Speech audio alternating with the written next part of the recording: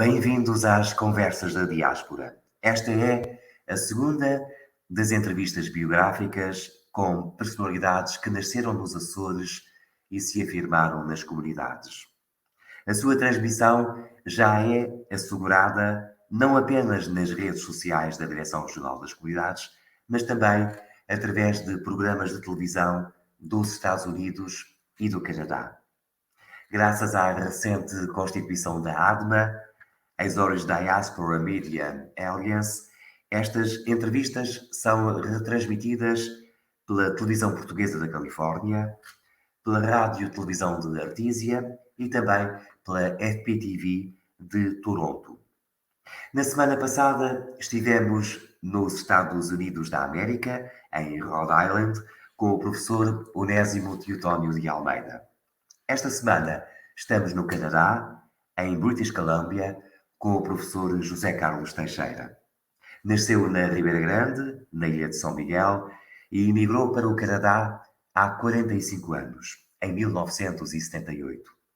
Primeiro viveu em Montreal, onde fez o mestrado na Universidade do Quebec.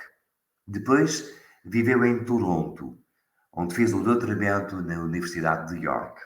Agora vive na distante província da Colômbia Britânica, onde o Canadá se aproxima do Pacífico.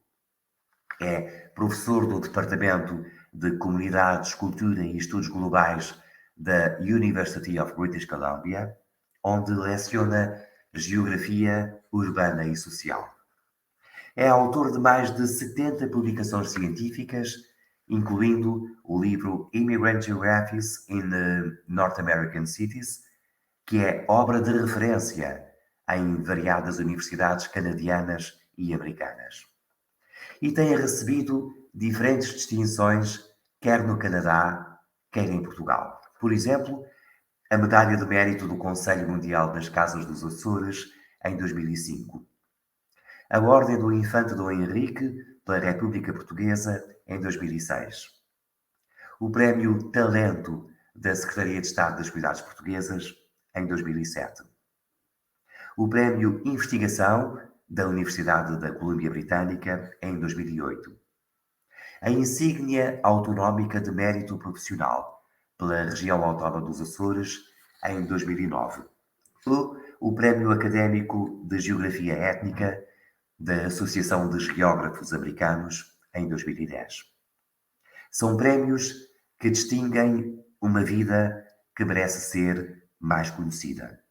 E é isso que nos propomos fazer aqui. Professor José Carlos Teixeira, muito obrigado pela sua disponibilidade nestas conversas da diáspora a partir da Colômbia Britânica. Bom, o prazer é todo meu estar de novo em contato com as minhas ilhas. Bom dia ou boa tarde. Aqui no Pacífico ainda é bom dia, são 11 horas e 4 minutos, aí já será boa tarde. Portanto, é com uma alegria muito grande estar de novo em contato consigo e com a nossa diáspora. Professor, antes de mais peço desculpa pelo estado da minha voz, mas isso, como se costuma dizer na nossa terra comum, é fruta da época. O frio não perdoa e eu farei um esforço para ser minimamente perceptiva. Esteja à vontade. Muito bem. E eu começo exatamente com uma pergunta, de alguma forma, provocatória. Quais são as diferenças e as semelhanças, as vantagens e os inconvenientes entre viver na Ribeira Grande ou na Colômbia Britânica? Bom, isso é uma pergunta muito difícil. Como sabe, eu nasci na bonita cidade da Ribeira Grande, é uma cidade que tem no meu coração, apesar de já estar no Canadá há 45 anos, tenho tido um contato muito, muito forte com a minha cidade, com a minha ilha, com os nossos Açores, como sabe, através da minha vida profissional, mas também pelo facto de ter pais a residir na cidade da Ribeira Grande. A Ribeira Grande, quando saí em 78, era um mundo muito fechado. Aliás, a ilha toda era um mundo muito fechado. Hoje, a Ribeira Grande, os Açores, incluindo São Miguel, é um outro mundo. E fui-me apercebendo dessas diferenças porque, felizmente, tinha a oportunidade de ir anualmente e, em alguns casos, por mais de uma vez. viver na Ribeira Grande, portanto, era um mundo à parte, mas um mundo que tinha muitas vantagens. Aquele mar do Atlântico, a Ribeira Grande está voltada para aquele mar do norte, cheira-se o mar, sente-se a maresia do mar. Do outro lado temos a Lagoa de Fogo, que é uma das lagoas mais bonitas que nós temos. Termos 4 estações do ano em São Miguel, nos Açores, são tudo coisas únicas que eu nunca esqueci, nunca esquecerei, portanto, a Ribeira Grande estará comigo até o dia que eu falecer, porque já está no meu testamento. Eu quero ser sepultado no cemitério municipal da Ribeira Grande. Eu acho que... Consta, aliás, que o professor pretende voltar a São Miguel, quando terminar a sua carreira académica, para passar aqui, na nossa ilha de São Miguel, na sua cidade da Ribeira Grande, o seu merecido tempo de reforma. É verdade? Pronto, esse é o grande objetivo, só que há aqui um pequeno pormenor. A minha mulher já está no Canadá há 55 anos e aquilo que os Açores me dizem, aquilo que a Ribeira Grande me diz, não corresponde. A minha mulher não tem os mesmos sentimentos em relação a isso. Portanto, quando eu for para a reforma, tenho que fazer um contrato que será possivelmente passar uma parte do meu tempo na minha Ribeira Grande e o outro tempo no Canadá, e assim ficaremos a uma maneira de termos um acordo e ficarmos os dois felizes. Ela com o Canadá, que é o seu país de adoção, e eu com a minha Ribeira Grande, que estará sempre comigo. No fundo, a sua família é um exemplo do objeto do seu estudo. É uma família étnica repartida entre ambos os lados do Atlântico, é verdade? Exato, e aliás isto poderá levar-nos à questão porque é que eu escolhi Montreal e o Canadá para fazer os meus estudos a nível universitário. Eu tive a felicidade de viver com um tio, que era Augusto Reque, que veio para o Canadá na segunda vaga de imigração, que foi em 1954. Portanto, eu quando venho para o Canadá em 78, há várias razões porque escolhi Montreal, mas uma delas, eu vim aliás como estudante estrangeiro. Portanto, os meus pais suportaram os meus estudos no Canadá, mas fiquei em casa dos meus tios e Augusto Rego, natural da Ribeira Seca, do Conselho da Ribeira Grande, foi um daqueles que chegou em 54. E eu tive esta felicidade não só de viver com o meu tio Augusto e com os meus primos, aliás, da parte da minha mãe, eu tinha 2 tios e 2 tias, neste momento eu tenho mais 37 primos, segunda geração e já a terceira é Montreal. Pronto, aquilo era um laboratório social. E tendo um tio que chegou em 54, que me falava de imigração, que me falava das dificuldades que eles sentiram, ele trabalhou nos caminhos de ferro, aquilo foi um incentivo primordial que me levou logo do princípio a decidir de que queria estudar as nossas comunidades portuguesas e neste caso comecei por estudar a comunidade portuguesa em Montreal. É preciso realçar que quando eu chego ao Canadá em 78, as nossas comunidades só têm 25 anos de vida. Portanto, a imigração começa em 53, eu chego, a comunidade acaba de comemorar 25 anos, não há estudos, muito poucos estudos e muito menos açorianos a estudar a nível de universidade e a fazerem teses de mestrado e doutoramento. Portanto, eu cheguei no momento certo, tive a sorte de viver com uma família de imigrantes e, portanto, o resto é história.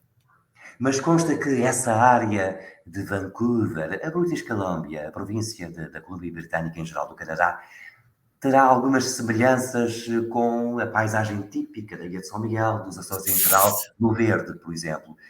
Sente-se em casa também aí, por causa disso? Sim. Portanto, agora eu respondo à segunda parte da pergunta que havia feito. De todas as províncias que eu conheço no Canadá, praticamente todas, a British Columbia é, na minha opinião, a província mais bonita que o Canadá tem, devido à verdura. Árvores, florestas por todo o lado. E no caso, no contexto da British Columbia, temos 2 regiões que são únicas. Uma, certamente, é aquela onde a cidade Victoria e a cidade de Vancouver está localizada. A cidade de Vancouver, eu que já conheço o meu mundo, eu sinto-me à vontade para dizer que é uma das cidades mais bonitas. A topografia, o facto de estar voltada para o Pacífico, o facto de termos o nosso campus principal localizado em Vancouver. E do outro lado, temos a área do Okanagan Valley, que é aquela área onde vive a UBC, a Universidade de British Columbia, tem 2 campuses. Um em Vancouver, que é o principal, com mais de 50 mil alunos, e depois tem o campus onde dou aulas no interior da província, num vale maravilhoso que é o Okanagan Valley, e que é realmente uma área muito semelhante com os Açores. Primeiro, porque tem o melhor clima que existe no Canadá. Um clima ameno, muito melhor. Não há cidade no Canadá que consiga ter o clima como temos aqui no Okanagan Valley. Daí sermos uma área de fruta, de vinhas, de laranjas, produção de sumos, etc, etc. Portanto, neste sentido, eu tive sorte vim parar para uma área onde me sinto muito em casa. Olho para as montanhas, às vezes fecho os olhos, começo a pensar o que é que está para além das montanhas, não está a Lagoa de Fogo da Ribeira Grande, e do outro lado não está o Pacífico. Mas também, quando tenho necessidade do Pacífico, eu tomo o avião, eu tomo o autocarro e vou a Vancouver. Aliás, vou muitas vezes a Vancouver por questões de ordem profissional e realmente sempre que eu vou à cidade de Vancouver, aquela cidade espetacular, com aquele mar espetacular voltado para o Pacífico, é um recarregar de baterias.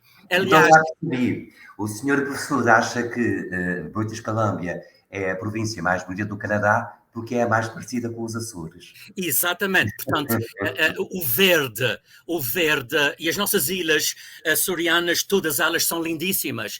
Aliás, eu durante muitos anos, eu levei e disse assim, mas quem é que é mais bonito? São as ilhas da Havaí, são algumas ilhas nas Caribas, só que eu já tive a oportunidade de percorrê-las quase todas, e eu fui de propósito, fiz um cruzeiro de Vancouver, atravessei 5 dias o Pacífico, fui às ilhas do Havaí, percorri 7 das ilhas do Havaí e cheguei à conclusão de que não há ilhas mais bonitas do que os Açores. E porquê? E eu sou geógrafo, portanto, possivelmente poderei ter aqui um bias. O que acontece é que eu vejo os Açores únicas, serão sempre únicas, porque são ilhas, são 3 grupos de ilhas com características muito diferentes, mas todas elas muito bonitas.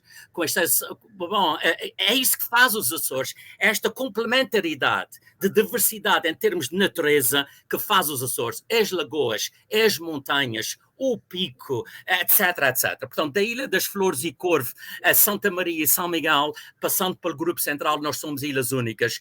E eu digo sempre aos meus alunos, um dia, eu dou muita publicidade dos nossos Açores aos meus alunos, porque, aliás, quando eu começo uma aula, eu começo por introduzir o meu nome, onde sou, e depois faço logo a pergunta, vocês sabem onde é que fica o arquipélago dos Açores? Muito pouca gente no Canadá sabe de onde é que fica o arquipélago dos Açores. Isso é um bom argumento depois que me leva a esta discussão de onde é que estão as ilhas mais bonitas. Nós tivemos a felicidade de nascer nas ilhas mais bonitas que existem e, portanto, é isso que tenho a dizer sobre este assunto. Daí esse apelo à terra, essa vontade de voltar e esse compromisso que já terá estabelecido com a sua esposa no sentido já está no testamento, de forma a cair lá. Já está no testamento e já está escrito e já adicionei a inflação para não haver problemas. Mas o professor, como é que imagina essa sua futura vida na sua terra natal? Uma terra que, apesar de tudo, é hoje tão diferente daquela que deixou para trás há 45 anos? Bom, eu hoje não... Quer dizer, se essa pergunta fosse feita há 30 anos atrás, eu aí teria uma outra resposta. Hoje, a Ribeira Grande, a Ilha de São Miguel, tem todas as condições para receber uma pessoa que viveu em qualquer país da Europa ou até mesmo na América do Norte. Hoje temos um pouquinho de tudo em São Miguel, a uma escala mais pequena, portanto eu não terei problemas nenhum de dizer, mas falta-me um canal de televisão. Não, hoje há muitos canais de televisão. Mas hoje falta-me o transporte aéreo para ir a Lisboa ou para ir à Europa. Não, hoje esses contatos fazem-se de uma maneira muito forte. Portanto, hoje os Açores não são aqueles Açores quando eu saí no fim dos anos 70, logo após a Revolução de Abril. Conhecer os Açores, isto era algo de quase impossível. Quem é que podia, na minha época, tomar uma SATA para percorrer os Açores? Tínhamos o Ponta da Algada, o velhinho Ponta da Algada, que aliás me permitiu conhecer 8 das 9 ilhas dos Açores, com exceção da Graciosa, que foi a única ilha que não conhecia antes de ir para cá. Hoje os nossos jovens não têm este problema. Hoje, aliás, eu redescobri os nossos Açores, foi com as nossas comunidades, foi estudando as nossas comunidades de Montreal e Toronto, foi indo aos clubes e associações das mais diferentes organizações, o Lusitânia, o Angrense, as nossas casas dos Açores, maioritariamente onde são micalenses que vão lá. Foi isso que me ajudou a conhecer melhor e a compreender melhor. Há a ideia de que a identidade açoriana estará, porventura, mais genuína na diáspora do que propriamente nas ilhas de hoje. Será verdade? 100% de acordo e ficamos por aqui. Porque, sobretudo, aquela primeira geração que saiu de lá, com todas aquelas limitações que nós tínhamos, eles e elas transplantaram para cá. os nossos valores sociais, os nossos valores culturais, os nossos valores religiosos e transportaram para cá, construíram aquela tal 10ª ilha de que o nosso Onésimo fala tanto e que também tem falado nos meus trabalhos, construíram uma comunidade que, sob o ponto de vista institucional, são completas, com igrejas, com clubes, com associações, com comércios, com uma mídia bastante desenvolvida e, portanto, recriaram as ilhas, recriaram, enfim, a Portugalidade e a soberanidade em terras do Canadá. Foram eles que fizeram isso. E é precisamente quando eu digo que redescobri as nossas ilhas aqui, e só assim é que seria possível ter escrito os livros que escrevi sobre a presença portuguesa no Canadá e ter feito as teses que fiz, foi saber mergulhar, entrevistar gente das mais diferentes ilhas. Claro que uma coisa é viver num grupo central, numa ilha pequena, onde as barreiras eram muito maiores do que aquelas que se vivia em São Miguel ou na Terceira, porque eram ilhas muito mais desenvolvidas. Portanto, foi aí que eu compreendi melhor as nossas gentes e compreendi também o porquê de eles terem transplantado e guardado todos estes valores culturais, sociais e outros em terras do Canadá. Terras, o caso do Canadá como os Estados Unidos, viver numa sociedade como essa, nós estamos sujeitos a pressões de assimilação, que se fazem constantemente, e nós resistimos até certo ponto. Apesar de tudo, nós somos comunidades que nos integramos muito bem, na minha opinião, neste país de acolhimento que é o Canadá, que é um país multicultural. Eu sou a favor de uma integração e, portanto, é isso que aconteceu já com uma grande parte da primeira geração, já que as segundas e as terceiras já estão, eu diria, quase completamente integradas, vivem onde viver, do Quebec a Ontário, Manitoba, Alberta ou British Columbia, essas comunidades, cada uma delas tem uma maneira muito especial de se manifestar no tecido social e cultural canadiano. Agora, de facto, são outros tempos, cá como lá. Nós, se porventura iniciássemos agora uma viagem no tempo e regressássemos à sua infância, na sua Ribeira Grande, quais são as melhores recordações que guarda dessa altura? Eu adoro esta pergunta e vou-lhe explicar porquê. Aqueles que me conhecem e que estão a ver este programa sabem que o Zé Carlos esteve altamente envolvido em muita coisa na Ribeira Grande antes de vir para cá. Só vou nomear alguns casos. Eu joguei no Sporting Clube Ideal durante 4 anos. Eu joguei nos Académicos, futebol de 5. Eu criei o Lar de Jovens, portanto existia na Ribeira Grande o Lar de Jovens e eu criei uma equipa de futebol infantil lá, a fim de facilitar o intercâmbio entre a comunidade e os que estavam no Lar de Jovens. Eu pratiquei atletismo durante vários anos, inclusivamente cheguei a ter um dos melhores tempos nos 100 metros, e portanto eu estive sempre altamente envolvido na minha Ribeira Grande no que tem a ver com o desporto. E portanto, criei muitos amigos, as amizades ainda hoje perduram, ainda continuo a enviar um postal, acredito em enviar um postal por correio, porque eu gosto de sentir o postal nas mãos, e portanto, eu diria, em 2 ou 3 palavras, eu tive uma juventude muito feliz. Muito, muito feliz. Mas então isso leva à pergunta inevitável: por que é que decidiu emigrar em 1978? Portanto, o que é que acontece? Eu estou no Liceu Nacional de Ponta Delgada e frequento o 7º ano. Eu emigrei em 78. O que é que acontece pós-Revolução de Abril? Era uma autêntica salada tudo o que estava a acontecer. Eram greves e mais greves, etc, etc. E o meu pai, penso eu, era um homem de visão. E ele disse assim, rapazinho, isto de enviar para Lisboa e gastar dinheiro com essas greves todas, dê-me a entender que eu teria a possibilidade de poder estudar nos Estados Unidos e no Canadá. Vir para cá como estudante estrangeiro. Agora vamos à questão, porquê Montreal e porquê o Canadá? Em 76, se lembra, houve os Jogos Olímpicos em Montreal, onde tivemos o Carlos Lopes, que ganhou a medalha de prata, o Lasse Viren, finlandês, que ganhou, roubou a medalha de ouro ao nosso Carlos Lopes, como sabe. E, portanto, eu fiquei fascinado com esta história dos Jogos Olímpicos de Montreal. Montreal, uma área onde eu tinha familiares, um país onde tinha dezenas de imigrantes. Portanto, quando me foi dada a opção, eu facilmente decidi vir para o Canadá e vir para Montreal. Eu gostaria de mencionar aqui uma questão, é que quando eu venho para o Canadá, eu venho sem saber ao certo que disciplina eu iria tirar a nível universitário. porque depois poderá perguntar o porquê da geografia urbana e social. Eu tinha em mente era a educação física. Devido ao meu grande envolvimento com o desporto, eu vim para o Canadá e disse, bom, eu vou passar um ano a aprender o francês e depois tenho tempo para decidir se vou para a educação física ou se vou para duas disciplinas que sempre gostei muito, a geografia e a biologia. Eu já quando estava em São Miguel colecionava bicharotos, punha-los em álcool, tinha lá no quarto de banho da minha mãe uma vitrine daquilo. Portanto, a geografia, a biologia e a educação física.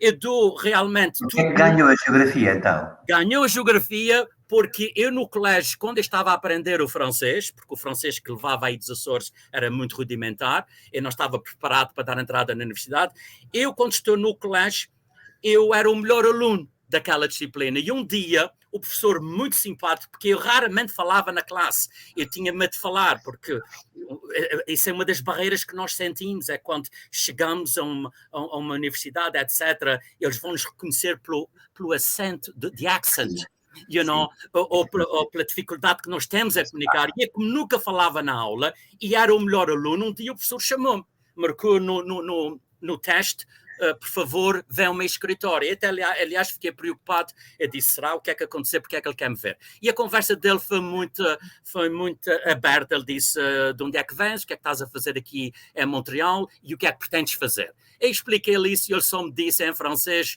mais ou menos isso. Eu acho que devias pensar seriamente na geografia. E, portanto, esta foi realmente a pessoa que me levou a ir para a geografia urbana, se bem que eu até o fim do bacharelato estivesse dividido entre a geografia física e a geografia humana. Gosto muito também da geografia física, só que depois eu disse, entre estudar rochas e calhaus, que tem toda a sua importância, eu gosto mais de lidar com as pessoas. Eu sempre me vi a falar com eles, a estar com eles, lidar com eles, entrevistá-los, etc, etc. E foi aí a grande decisão que depois tive que fazer entre a geografia física e a geografia humana. E, de facto, o professor acumulou uma vivência canadiana que é muito peculiar, porque passou por cidades tão diferentes como Montreal, Toronto, Vancouver. Como é que caracteriza cada uma dessas nossas importantes comunidades, que são tão iguais e tão diferentes entre si, certamente? Bom, mais uma vez, isto é uma pergunta que dava para falar aqui horas. Como sabe, e é bom dar esses dados a fim de falar um pouco sobre estas comunidades. Nós, neste momento, temos à volta de 450 mil portugueses que declararam sua origem étnica portuguesa. Destes 450 mil, 65% ou 2/3 quase são de origem açoriana. Portanto, falar de presença portuguesa no Canadá, temos que falar da presença açoriana. Ponto número 1. Ponto número 2, quando olhamos à dispersão das comunidades, as duas comunidades mais importantes no Canadá são as comunidades portuguesas que vivem na província do Ontário. 2/3 de todos os açorianos e portugueses que vivem no Canadá vivem em Ontário. E destes 67% ou 2/3, 40% vive na grande região metropolitana de Toronto. Portanto, a grande região metropolitana de Toronto é uma área única.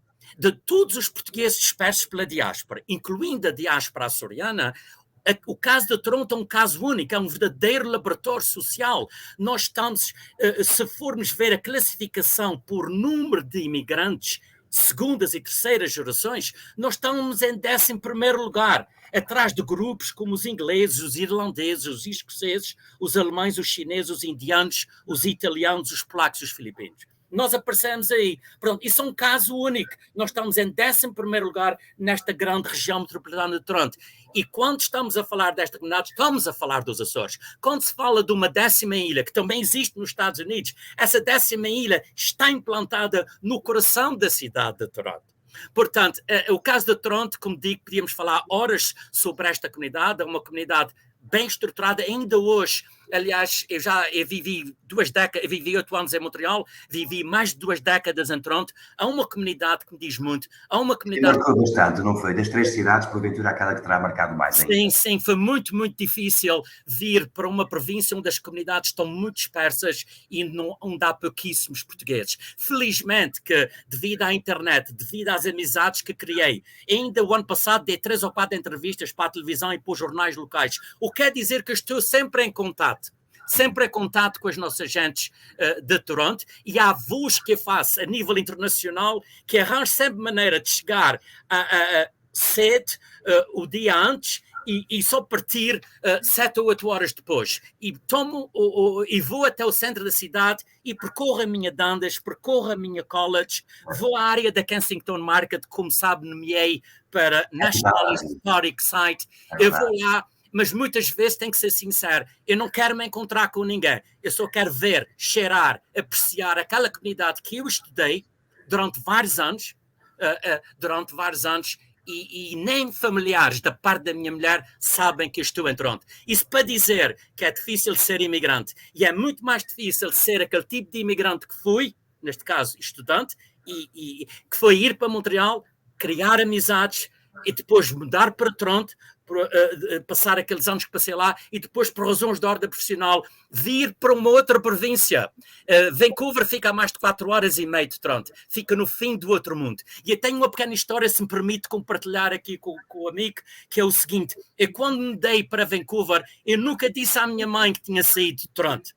E eu tentei sempre, porque eu telefono todos os fins de semana à minha mãe, eu tentei sempre telefonar a uma hora que ela não se apercebesse que eu estava a 3 horas de diferença de Toronto, diferença horária, portanto, mais 3 horas de diferença em relação aos nossos Açores. Portanto, eu digo, foi a experiência mais difícil. Ela não ficar preocupada, naturalmente. Exatamente, portanto, foi a experiência mais difícil que tive, mas também digo aos meus alunos, eu acho que hoje mereço um passaporte canadiano. Vivi em Montreal, vivi em Toronto e agora vivo em Kelowna, muito perto de Vancouver, uma outra cidade que continua a estudar com outros grupos de imigrantes. E se tivesse que fazer um balanço de 45 anos da sua vida canadiana, esse balanço era certamente positivo. Valeu a pena esse esforço de imigrar, no seu caso? Sim, valeu a pena, e eu consegui hoje ser professor catedrático numa das melhores universidades do Canadá. E até em dias que isso faz uma confusão, eu digo assim, eu não estou a ver, os meus pais não foram para as universidades, eu vim de famílias tipo blue collar e tive que aprender o francês, depois tive que aprender o inglês, e eu estou numa universidade que é reconhecida a nível internacional. Tive a felicidade de me rodear e publicar com colegas das mais diferentes etnias, de publicar, como acabei ainda há pouco, dos estudos sobre a comunidade latino-americana, e são tudo coisas que, para ser sincero e num português muito claro, às vezes faz-me uma certa confusão. E eu não acredito que fui capaz de chegar onde cheguei. Foi graças a muitas pessoas que apostaram em mim, desde o meu orientador de tese, as amizades que criei. Claro que isto não cai do céu, isso é um conjunto de fatores que contribuem para que eu diga, valeu a pena. Certo que perdi a família, perdi os amigos, perdi as minhas ilhas, tive que as deixar, e já lá vão 45 anos, mas por outro lado, sob o ponto de vista profissional, eu sinto hoje realizado. Eu tenho 63 anos, se eu vou me reformar aos 65 anos, eu estou preparado para me reformar aos 65 anos, só que eu não acredito, porque eu, com 3 décadas de ensino universitário, eu nunca tirei um sabático, nunca. Se conhecer algum professor universitário na Universidade da Colômbia Britânica que isso aconteceu, eu pago uma viagem para vir até a British Columbia. Por isso é que nós temos tanto orgulho na sua obra e no que conseguiu, felizmente, atingir em benefício de toda uma identidade açoriana por terras canadianas. Mas enquanto protagonista dessa imigração e principalmente como investigador dessas comunidades, como é que o professor vê o futuro da presença açoriana em terras canadianas, considerando exatamente a evolução do passado e a situação presente? Como é que há de ser a identidade açoriana no Canadá da amanhã? Por muito difícil que seja resumir isso num minuto apenas. Bom, isso é uma pergunta importante. O que é que acontece em relação às segundas e terceiras gerações? Elas estão-se a assimilar ou a integrarem-se. Portanto, a manutenção da língua materna, a primeira língua que eles aprenderam quando criança e que se falam ou não, está a perder-se lentamente.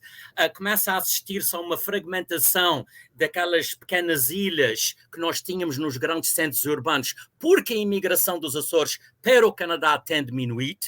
O caso de Toronto ainda não se nota muito isto, mas já se nota isto em Montreal e em outras cidades canadianas. Se a imigração açoriana continuar a fazer-se, aí é possível que esta identidade ainda se preserve por alguns anos. Entretanto, não quer dizer que se a imigração diminuir e que estes jovens que estão-se a assimilar, que eles vão perder a sua identidade de açorianos, porque muitos deles, uma grande parte deles, são de origem étnica portuguesa, açoriana, e muitos deles já têm origens étnicas múltiplas. Portanto, segundo os censos do Canadá, um jovem que é de origem açoriana que casa com uma japonesa, os filhos deles terão duas origens étnicas, a japonesa e a açoriana portuguesa, não é? Portanto, já se começa a assistir muito a essas duplas etnicidades, múltiplas origens étnicas, e, portanto, acaba por ser uma identidade étnica muito fluida, mas eu tenho a certeza, e eu que viajo muito para os nossos Açores e muitas vezes tenho tido a felicidade de viajar com jovens ao meu lado, pais que vão aos Açores, pais que já nasceram no Canadá e que vão aos Açores para mostrar a terra aos seus filhos e que eles depois dizem que eles gostam muito, etc, etc. Portanto, há um rejuvenescimento, há uma redescoberta por parte das segundas e das terceiras gerações, mas que vai diminuir, é um facto, e os dados estatísticos que saíram agora dos censos de 2021 vieram provar isto mesmo. A primeira geração, um alto grau de retenção, porque é a língua que eles aprenderam, mas as segundas e as terceiras gerações já se começa a ver a perda da língua materna. Professor, para terminarmos como começamos, com uma pergunta de alguma forma provocatória, qual é a geografia que ocupa mais espaço no seu coração hoje?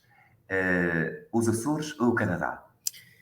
Bom, eu já estou há 45 anos no Canadá e, claro que de princípio, se a pergunta fosse há 10 anos, há 20 anos, era quase totalmente os Açores. Hoje, eu tenho no coração 3 grandes cidades, que é Montreal, Toronto e Vancouver. Mas as raízes estão lá. E o facto de ter tido a felicidade e a sorte de ir com muita frequência aos meus Açores, mas vou responder à pergunta, e é preciso ter coragem de o fazer, eu acho que estou muito dividido. Eu acho que parte de mim, e esta nunca sairá de mim, é o facto de ser açoriano. Homem do mar, homem da terra também, homem de ilhas do Atlântico Norte. Do outro lado, também o Canadá está pertíssimo dos Açores. E por aquilo que o Canadá me deu ao longo dos anos, eu não poderia neste momento dizer que o Canadá não são os outros 50%. Portanto, eu acho que vai ser assim até o dia que vai deixar este mundo. Terminamos, portanto, com um empate, que é a melhor maneira de sairmos todos bem satisfeitos. Professor José Carlos Teixeira, muito obrigado por esta partilha tão interessante, tão importante da sua vida e da sua obra. Um grande abraço para si, não apenas transatlântico, mas atravessando para o outro lado do Canadá, até chegar já à costa do Pacífico, tão longe e afinal tão perto como agora aqui vimos. Na próxima semana continuaremos na América do Norte a conversar com outras das personalidades que nasceram nos Açores e se afirmaram na diáspora, como é, e vimos aqui um bom exemplo, o nosso estimado professor José Carlos Teixeira. Até lá, aqui fica um abraço para ele e para todos.